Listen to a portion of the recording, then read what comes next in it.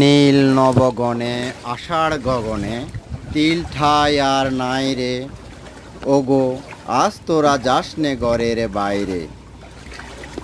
বাদলের দ্বারা জ্বরে জ্বর জ্বর, মাঠঘাট রাস্তা পানিতে বরাবর।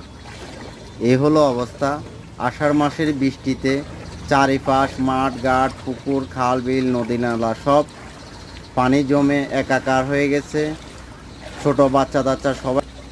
নীল নবগণে আষাঢ় গগনে তিল ঠাই আর নাই রে, ওগো আজ তোরা যাসনে ঘরের বাইরে।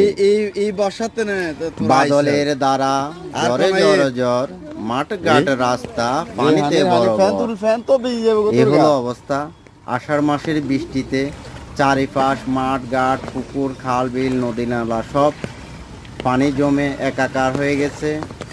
ছোট বাচ্চা কাচ্চা সবাই। আষাঢ় শ্রাবণ এই 2 মাস বর্ষাকাল, বর্ষা শুরু হয়ে গেছে। অবশ্যই নদী নালা খাল বিলে এইভাবে পানি জমে যায়, জমে যাবে। যাদের আশেপাশে পানি আছে তারা একটু সতর্ক